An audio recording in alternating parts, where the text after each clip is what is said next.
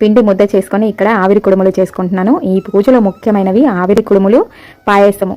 వీటిని మాత్రమే మనము నైవేద్యంగా పెడతాము, అమ్మవారిని ఆరాధించుకుంటాము. ఈ వీడియో పూర్తి వరకు చూడండి. మీకు ఎందుకంటే మనం ఇంట్లో పూజలు ఎలా చేసుకోవాలనేది చాలా రియాలిటీగా చూపించాలనేది నా ఉద్దేశం అండి. ఎందుకంటే నేను ఏదో వీడియోస్ కోసం అయితే అసలు పూజలు అయితే చేయను. మామూలుగా అందరికీ తెలుసు, నా వీడియోస్ పూర్తి వరకు చూస్తే మీకే అర్థమవుతుంది.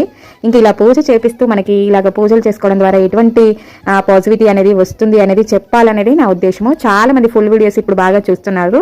ఇంకా ముందు ఒక 2 years బ్యాక్ పెట్టిన వీడియోస్ అన్ని ఇప్పుడు కొద్దిగా వ్యూస్ వస్తున్నాయి, వైరల్ అవుతున్నాయి. వాటి ద్వారా సబ్స్క్రైబర్స్ కూడా వస్తున్నారు. నాకు చాలా సంతోషంగా అనిపిస్తుందండి. ఇలాగ మీ ఆదరణ ఎప్పుడు నాకు ఉండాలి. అదేవిధంగా కొత్తగా చూసేవాళ్ళు తప్పకుండా వీడియో పూర్తి వరకు చూసి మీ అభిప్రాయాన్ని తెలియజేయండి. మీ సపోర్ట్ నాకు కావాలి. అందుకోసమే మీరు నా ఛానల్ని సబ్స్క్రైబ్ చేసుకోవాలని మనస్ఫూర్తిగా కోరుకుంటున్నాను.